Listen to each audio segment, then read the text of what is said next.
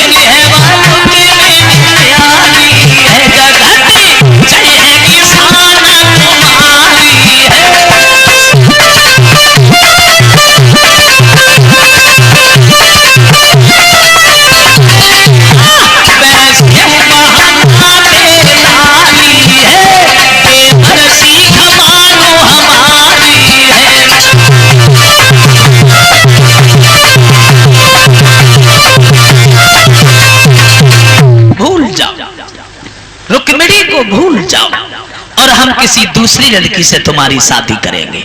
ससुराल कहने लगा भाभी समय मेरे पास नहीं है, रुकने का समझाने का, जब शादी करके आ जाऊं फिर बाद में समझाती रहना है ना।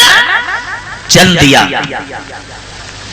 शादी की तारीख जो निश्चित थी उससे 10 दिन पहले ही चारों तरफ से सेना ने पड़ाव डाल दिया, कुंदनपुर को घेर लिया। भीष्मक ने जब सुना ससपाल आ गया, बैठ करके रोने लगे हैं, सोचने लगे हैं कि मैं कहीं का नहीं रहा। और जब रुकुम ने सुना कि साले साहब आ गए, बड़ा खुश हुआ। अपने कार्यकर्ताओं से रुकुम कहने लगा, खड़े खड़े देख रहे हो मौकी हो रहा है, जी नहीं जानते साले साहब आ गए, सेवा करो, बारात वालों की सेवा करो, इतनी सेवा करो किसी तरीका की कमी न रह जाए। बड़ा आदमी है, छोटी छोटी बातों में तो रूठ जाना हमारा साला है, हमें मालूम है। हाँ, जब रुक्मिणी ने सुना हमारे और कन्हैया के बीच में मेरा भैया दीवार बन गया, हृदय पे वो वज्र सा बैठा जिसे रुक्मिणी सह नहीं सकी, पछाड़ खा करके आंगन में गिर गई। ये क्या हुआ दीन बंधु, क्या सोचा था कहां पहुंच गई।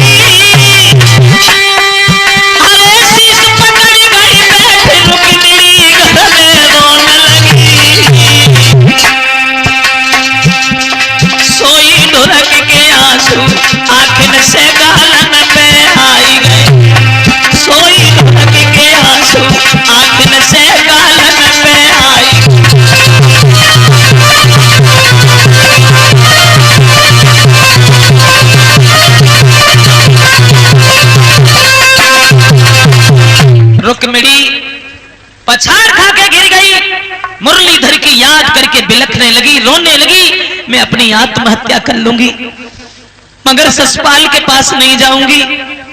जहां बैठी हुई रुक्मिणी रो रही थी, अकस्मात एक ब्राह्मण का आना हुआ। आवाज लगाई, है नहीं कोई घर पे? अरे कितनी देर से आवाज लगा रहे हैं, कोई भिक्षा तो दे जाओ। शादी है, मेरा भैया जबरदस्ती मेरी शादी अपने साले से कर रहा है और मैं कन्हैया से शादी करना चाहती हूँ। पंडित जी बोले कन्हैया? और तुम कन्हैया को कैसे जानती? कन्हैया तो यहाँ कभी नहीं आए, तुमने उन्हें कहाँ देखा? बोले पंडित जी मैंने तो उन्हें खूब देखा है। जब कभी आए नहीं तो तुमने कहाँ देखा? देखा है। कहाँ? मैंने उन्हें देखा है। कहाँ देखा? करती हूँ वो टूट जाती है, इस आपत्ति में आप ही थोड़ा सा साथ दे दीजिए, चिट्ठी को भगवान तक आप ही पहुंचा दीजिए। पंडित जी पीछे हटे गए, बोले आमा मैं तो पहुंची गई, में पैदल भी नहीं चला जाता, द्वारिका यहाँ तो है नहीं, हम तो रास्ता भी मर जाएंगे। बोलेगी पंडित जी हम आपका बड़ा एहसान मानेंगे। कैसे आए? ठीक है। तो जब कहा रुक्मिणी ने हम जीवन भर तुम्हारा एहसान मानेंगे, पंडित जी इतना सा छोटा सा काम हमारा कर दो, हम तुम्हारे सामने खड़ी होकर विनती कर रही हैं। एकदम पंडित जी को तरस आ गया, कोई बात नहीं, कोई रोआ नहीं, रोआ नहीं, हाँ लिख दो, लिख दो, ले जाएंगे। पहुंच गए तो पहुंच गए, ना पहुंच गए तो पहुंच गए, कई रास्ता में ही मर गए तो भी हम भगवान के पास पहुंचेंगे। लिख दे। लिखा श्याम सुंदर बहुत बुरे तरीका से हमें घेर लिया है, परसों तक अगर आप नहीं आए तो हो सकता है हमारी लाश भी तुम्हें देखने को नहीं मिलेगी। बूढ़े से ब्राह्मण खत लेके चले, 2-4 कोस तो निकल गए, फिर बुढ़ापे में पैदल ही नहीं चला गया तो एक पेड़ की छाया में लेट के पंडित जी सो गए, सो गए। पहुंच गई चिट्ठी, बुढ़ापे में पैदल नहीं चला गया। एक बात और बताते चलें, बुढ़ापे में पैदल ही नहीं, बुढ़ापे में तो भगवान की दया से कुछ होता ही नहीं है, इंद्रियां शिथिल पड़ जाती हैं, शरीर साथ छोड़ देता है। देख के जवानी को इतनो इठलावे मती, देख के जवानी को इतनो इठलावे मती, आवे को बुढ़ापो तब कसाले पड़ जाएंगे। लेटत पे खटिया की पाटी पर रहेगो हाथ और चलत में लठिया के लाले पड़ जाएंगे। बुढ़ापे में आइए उसी जगह बूढ़े से ब्राह्मण लेट करके रास्ता में सो गए। कन्हैया सोचने लगे चिट्ठी लाने वाले पंडित जी तो रास्ता में ही सो गए। योग माया से उठवाया, द्वारका में लिटवाया। जो पंडित जी की आंख खुली, पंडित जी भौचक्के से बात जी बात, भगवान की बड़ी कृपा हुई, हम तो सोते सोते आ गए। खैर दीन बंधु तुम्हारी माया लगे। पहुंच गए। बलराम जी से बोले भैया पहली बार आया हूं, मैं किसी से परिचित नहीं हूं, ये बताओ तुम लोगों में कन्हैया कौन से हैं? बलराम ने इशारा कर दिया। जो कन्हैया को देखा तो पंडित जी बहुत देर टकटकी लगाए रहे, पलक चलाने का ध्यान ही भूल गए, चेहरा पे चकोर बन गए। कन्हैया ने सवाल कर दिया, ब्राह्मण देव कहां से आए? पंडित जी बहुत चक्के से खड़े हैं। क्या आपने मुझे पूछा? हाँ हाँ तुम्हें पूछा, कहां से आए?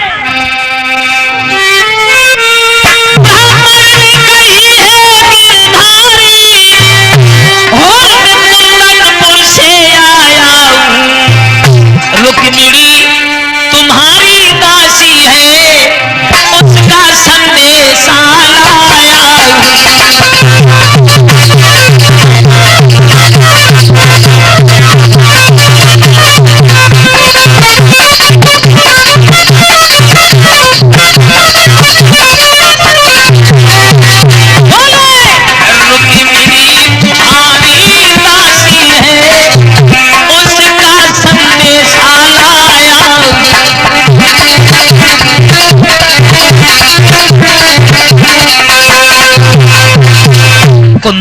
मदनपुर से आया हूं, ये खत लेके आया हूं।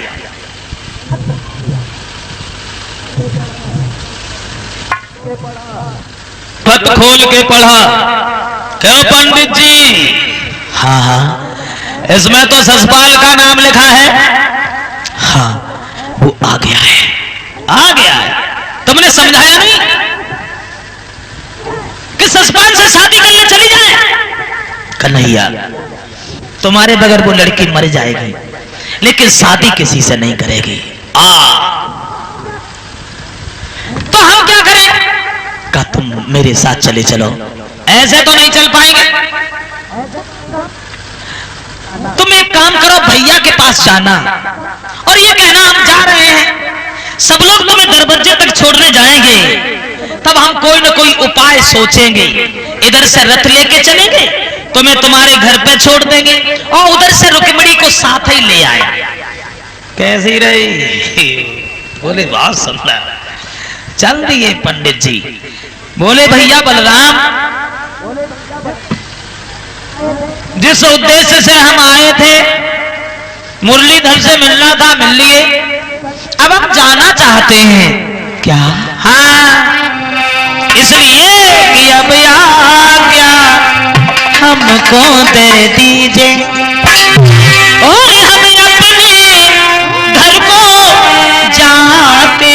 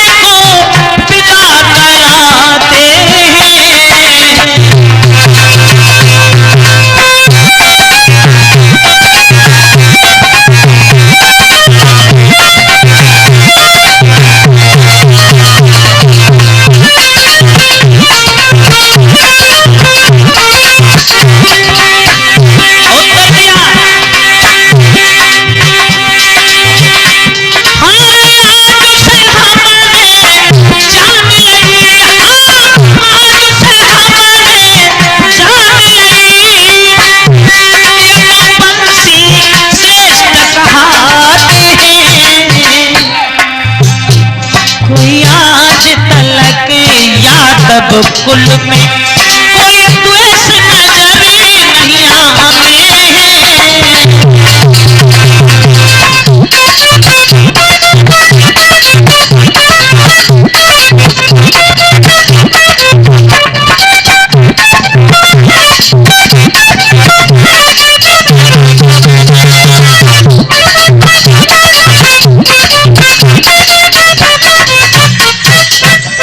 उत्तर दिया। अब हम घर जा रहे हैं, तो बलराम बोले कुछ दान चाहिए? बोले ना, कुछ नहीं, मैं तो ऐसे ही जाएंगे। कहा ठीक है चलो। सब लोग चल दिए पंडित जी को भेजने। कन्हैया ने इशारा कर दिया, पंडित जी रास्ता में बैठ गए, हाँपने लगे, खांसने लगे। बलराम बोले क्या हो गया? पंडित जी बैठ कैसे गए? दौड़ा आता है कि मिर्गी की शिकायत है, क्या हो गया? कन्हैया बोले भैया, इनके ऊपर बुढ़ापा है, पैदल नहीं चला जाता। अगर आपकी आज्ञा हो तो हम रथ लेके पंडित जी को कुछ दूर तक बोले हाँ चले जाओ छोड़े। कुंदनपुर से पहले रथ खड़ा कर लिया। क्या पंडित जी? हाँ। ये फौज किसकी है? ससपाल की। इसका मतलब है ससपाल तैयारी से आया है और मैं अकेला, इतनी फौजों का सामना मैं नहीं कर सकता। कह देना रुक्मिणी से शादी कर ले और चली जाए। पंडित जी बोले श्याम, तुम्हारे बगैर वो लड़की मर जाएगी, तो क्या करूं? उसके पीछे मैं मर जाऊं? कहाँ इतनी फौज, हम अकेले? कुछ सोचो। क्या सोचे? इतना तो कर सकते हैं, अगर रुक्मिणी को कहीं गांव से बाहर अकेले में मिला दो तो लिए जाएंगे, हम लड़ नहीं पाएंगे किसी से। अकेले की बात है ना? हाँ कन्हैया, गांव से बाहर एक मंदिर है, तो मंदिर के पास रथ लेके चलो और हम रुक्मिणी को पूजा करने के बहाने भाई मंदिर में भेज देंगे, रथ में बिठा लेना, ले जाना। कैसी रही? बड़े सुंदर, अति उत्तम। रथ मंदिर पे पहुंचाया, पंडित जी घर पे पहुंचे, जो किवाड़ खटखटाए, रुक्मिणी भाग करके सामने आ गई। पंडित जी आ गए? कितने लोग आए बुलाने मुझे? कितने रथ आए हैं? कितनी फौजें आई हैं? कितने हाथी घोड़ा है? पंडित जी बोले चुपेरा, हाथी घोड़ा किलो आओ, सौ सपा मरो सो धरो। आज हमने देखो ना है तो तासे लगते जाने कितो सुंदर हो, आज देखो सपा डामर जैसो ड्राम धरो, तूने देख का लो। रुक्मिणी बोली पंडित जी तुमने कुछ सोच नहीं पाया। क्या नहीं सोच पाया? तो रुक्मिणी बोली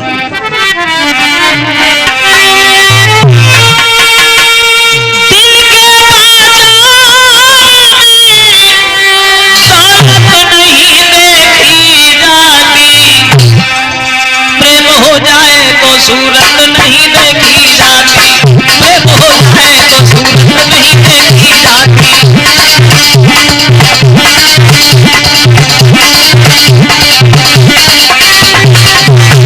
और ये सच है, क्योंकि चस्का लग जाता है जब प्रेम रस पीने का, तो सारा ढंग बदल जाता है जिंदगी में जीने का।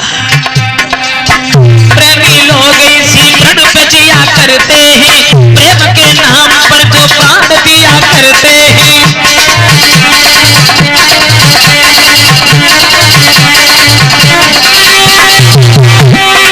क्या बुरा करते हैं जो प्रेम में दिल देते हैं, क्या बुरा करते हैं जो प्रेम में दिल देते हैं, अपने प्रेमी को भला क्या न दिया करते हैं, प्रेम के नाम पर जो प्राण दिया करते हैं।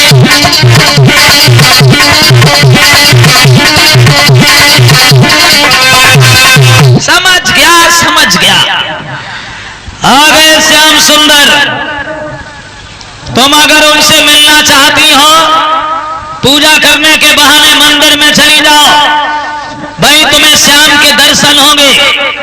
इसका मतलब है कि वो किसी से कह के नहीं आए, चुपचाप आए, धीरे से निकल जाओ, शोर नहीं करना। एकदम से रुक्मिणी बोली पंडित जी तुम्हारा बड़ा एहसान है, तुम्हारा बड़ा एहसान है, मैं जीवन भर तुम्हारा एहसान नहीं भूलेंगे। आप जाइए, अब मैं चली जाऊंगी मंदिर में, आप जाइए। पंडित जी बोले अब कहा है मतलब नहीं करेगा, होता से सूदी से कह दी आप जाइए, रोटी वोटी खवाइए क्या ना है, भूख लगी है। बोली क्षमा कीजिए आज मैं तुम्हें खाना नहीं खिला पाऊंगी। क्यों? भूख आने लगी, खवाया क्या? पंडित जी जो भोजन तुम्हें बनाए तो ब्राह्मण तेरा घर ही लगी जावेगी।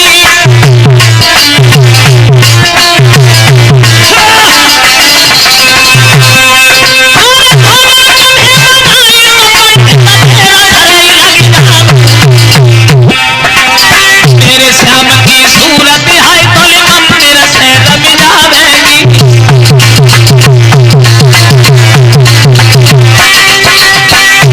क्षमा करो, खाना बनाने में टाइम लगेगा और कन्हैया कहीं इंतजार करके लौट गए तो मैं कहीं की नहीं रहूंगी। ब्राह्मण देव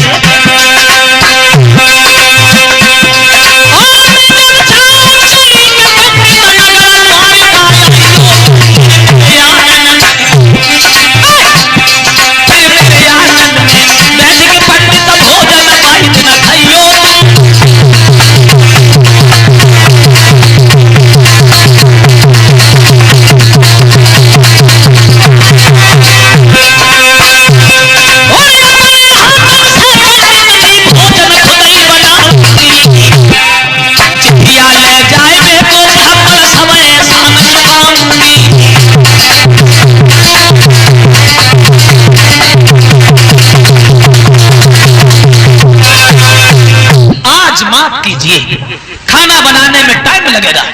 अगर कन्हैया इंतजार करके वापस हो गए तो मैं कहीं की नहीं रहूंगी। आप वहीं आना, द्वारिका में हम तुम्हें खाना खिलाएंगे। एकदम से पंडित जी बोले कोई बात नहीं, कोई बात नहीं, कोई बात नहीं, समझ गए। आएंगे इसी बहाने भगवान के फिर दर्शन करेंगे, लेकिन इतना ध्यान रखना धीरे से निकल जाओ, शोर नहीं करना। कोई मोटे उताजे ना जने देख के कोई डराई मुझे, मरो सुधरो। चले गए पंडित जी। रुक्मिणी ने आरती का थाल सजाया, दीपक जलाया, जो मंदिर को चली अकस्मात रुकम आ गया। लड़की कहाँ जा रही है? बोली भैया मैं पूजा करने जा रही हूँ। कहीं नहीं जाओगी, कल शादी हो जाएगी, परसों ससुराल को निकल जाओगी। जी नहीं जानती हमारे साले साहब किस स्वभाव के हैं, छोटी छोटी बातों में रूठ जाता, बड़ा आदमी है। बोली भैया मैं बहुत जल्दी आ जाऊंगी। तो अकेली नहीं जाओगी, 3-4 लड़कियां और चली जाओ इसके साथ और पूजा करा के बहुत जल्दी ले आना, रास्ता में रुकने का नहीं। 3-4 लड़कियां खड़ी हो गई रुक्मिणी के साथ जाने के लिए। तो रुक्मिणी सोचने लगी जे मंदिर पे ऊधम न मचाए, सो काऊ सुनाए बोली। और जब काऊ सुनाए बोली तो एक लड़की में जाए समझ में आया कि कौन सी रुक्मिणी है। और रुक्मिणी सोचने लगी कि वो ऐसा हो जो था, वो हाथ उठा करके अपनी सहेलियों से पूछने लगी बहन तो कंगन देखो, सोई समझ गए, हमें लगता है नहीं कि शादी। भगवान ने इशारा दिया, अपने पास बुलाया, इधर आइए। अब रुक्मिणी ने तो कुछ नहीं कह पाया। रुक्मिणी की एक सहेली कन्हैया पे दौड़ी पड़ी, कहां रहते हो, अकल नहीं है, जी नहीं जानते किससे बात करते हैं, राजा की लड़की है, हमें बताओ क्या काम है, बोला। रुक्मिणी बोली उनने हमें टेरो, तू बीच में कूद पड़ी। अब लड़कियां सब शांत खड़ी हो गई। रुक्मिणी भगवान के पास पहुंच गई और भगवान से सवाल कर दिया, तुम्हारे सिर पर क्या है? मोर को मुकुट। कमर में बंसी। बंसी बजाना आता है? हाँ हाँ। तब बजा के सुना दीजिए ना। भगवान बोले आज नहीं बजाएंगे, जो हमने बजाई बसुरिया, चारों दुश्मन लगे सब तो डरे बसुरिया, बिना मतलब की भाव है। बोली तो ने दिखाई दे। भगवान ने बंसी नीचे लटकाई, रुक्मिणी ने हाथ ऊपर बढ़ाया। भगवान ने बंसी गोद में डाली, रुक्मिणी का हाथ पकड़ा, रथ में बिठा लिया, रथ लेके चल दिए। और जो रथ चलता देखो अब संग की सहेलियां सब भाजी, गिरती जाए भजती जाए, आंगन में पछाड़ खा के गिर गई। तब तक रुकम आ गया, लड़की रुक्मिणी कहाँ है? जवाब दिया भैया पूजा करने के लिए मंदिर में तुमने भेजा था, पता नहीं कौन इंसान आ गया, रुक्मिणी का हाथ पकड़ के रथ में बिठा लिया, ले गया। दूसरी लड़की बोली ले गो, सो ठीक है ले गो, हमें जवाब की कोई चिंता ना है। हम जो सोच सोच के दुखी है जाने कब की सलाह आती बेवकूफ के बैठी उनने ने कौआना खानी नहीं करी। रकम बोला जानता हूं कि मेरी बहन को ले जाने वाला कौन है, मगर इतना ध्यान रखना ये बात किसी के कानों कान भनक ना हो, गए और अभी आए। फौज लेकर के रकम ने घेर लिया भगवान को। दूर खड़ा हुआ देखा तो रकम ने आवाज लगाई,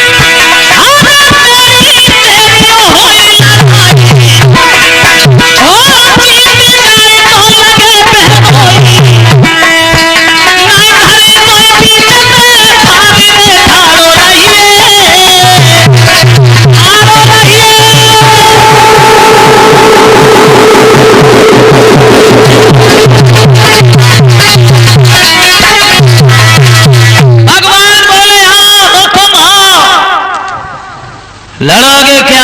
रकम बोला हाँ, मेरी बहन को ले जाना तितली के पंख तोड़ना नहीं है। दही माखन को छीन छीन के खाने वाले ग्वाले, लड़कियां चुराने का धंधा शुरू कर दिया तूने। तरफा तरफा करके मारूंगा तो देखने वालों का दिल दहल जाएगा। आज तेरी मौत मेरे हाथ से है, रास्ते नीचे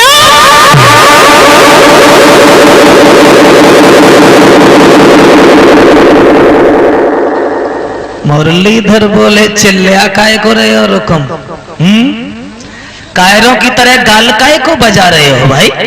लड़ना चाहते हो तो हम आ रहे हैं। बस से नीचे कूद गए, घमासान युद्ध हुआ।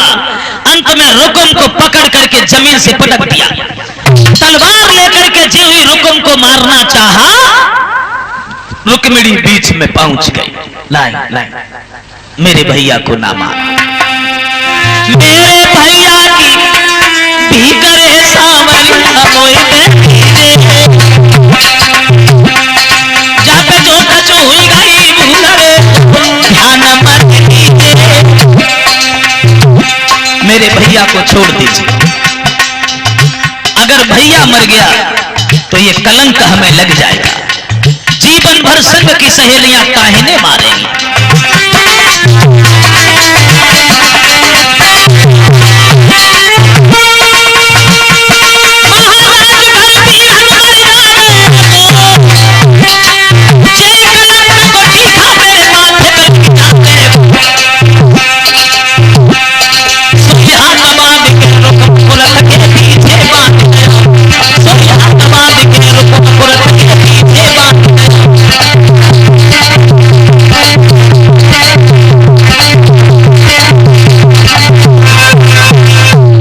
अपने भाई को छुड़ा लेती है। मेरे भैया को मत मारो, भैया मर गया तो जीवन भर लड़कियां ताहने मारेंगी, अपने पास नहीं बैठने देंगी। रुकुम को लिया, उठाया, रथ के पीछे कस दिया। मोटर मोटर देख रहे अब बैन गाय, बैनू पीट करके बैठ गई, भैया गाय बंधेरा। बलराम सोचने लगे पंडित जी को छोड़ने गए, अभी तक वापस ही नहीं आए, पता नहीं कहां चले गए। एक लड़का बोला भैया पंडित जी आए थे ना, मगर अकेले थोड़ी आए थे, मतलब किसी लड़की की चिट्ठी लाए थे।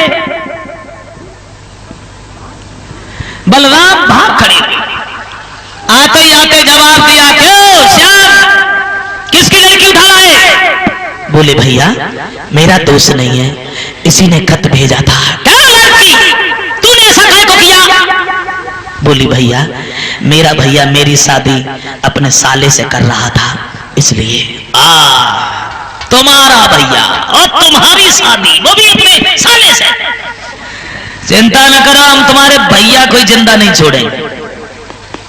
तब तक देखा रथ के पीछे रुकुम बंधा है। पूछने लगे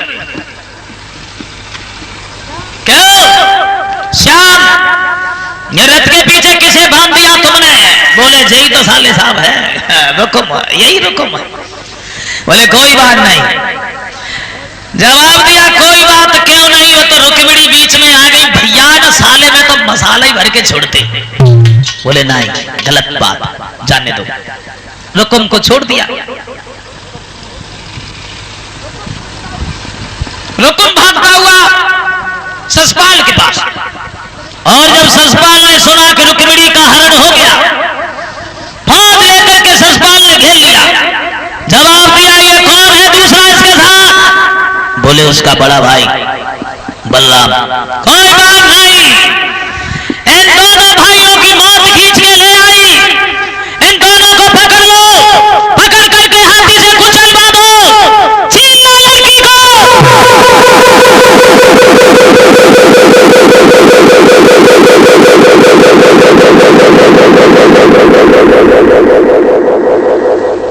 बलराम कहने लगे श्याम रुक्मिणी को अकेला छोड़ करके लड़ने के लिए मत जाना, ये ससपाल की फौज हमारे लिए ज्यादा नहीं है, हम अकेले ही बहुत है।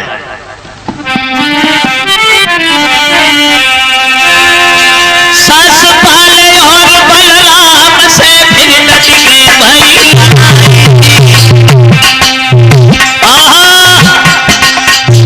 आदेश जब दे दिया,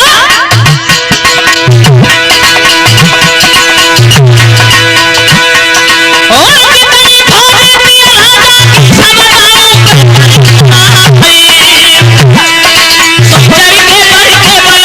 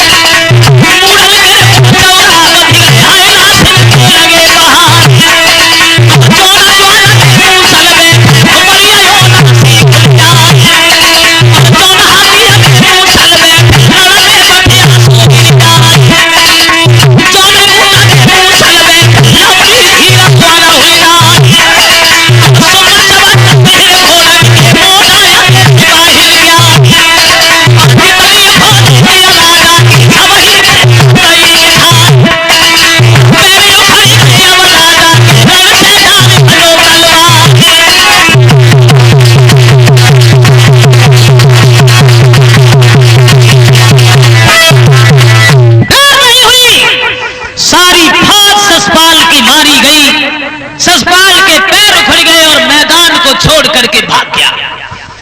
ससपाल उधर भाग गया, रुकुम शर्म के मारे नहीं गया। भीष्मक बड़ी खुश हुए। अंत में रुक्मिणी से कृष्ण का विवाह किया गया। और जब शादी हुई, औरतें गीत गाने लगी। गीत गाते ही गाते एंटीना घूम गया, हाँ, गाली गाने लगे। और वो गाली वाली परंपरा तो खैर हमारे देश में आज भी चल रही है। शादी में, विवाह में औरतें गाली गाती हैं।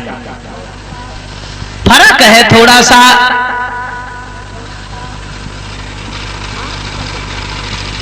आजकल जैसी गाली पहले हमारे यहां नहीं गाई जाती थी। हो सकता है या तो इतनी पढ़ी लिखी औरतें नहीं होंगी उस जमाने में, इसलिए वो ऐसी गाली गाना नहीं जानती थी। अब आजकल शिक्षित समाज है, चारों तरफ पढ़े लिखे लोग हैं। कथा भागवत में अगर इन लोगों से कहो कि कीर्तन बोल लो भगवान का, तो कोई नहीं बोलती, क्योंकि बड़ी शर्म आती। और बेई औरतें कहो कि तेल ताई में जाए, कहो कि ब्याह में जाए, फिर देखो झटकाए न गे, पता ना है कब एंटीना घूम जाए और कौन सा चैनल पकड़ ले, कहां से बोलन लगे, कोई पता नहीं। उधर भगवान कन्हैया को गाली देने लगी महिलाएं, और गाली देती भाई बोली, अरे मोरा मुकुट सिरा बांध लाला तुए बाप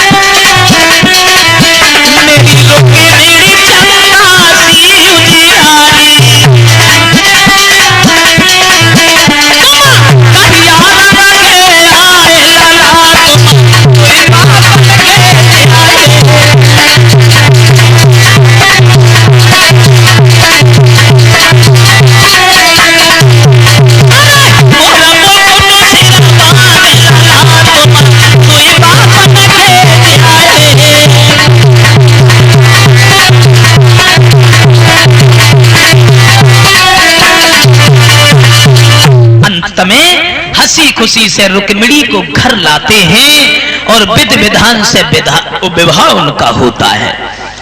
इस तरह पहली शादी रुक्मिणी से हुई। ससपाल उधर भाग गया, शर्म के मारे रुकुम इधर नहीं गया। ससपाल जो रुकुम का साला था वो रुकुम को बदनाम करके चला गया।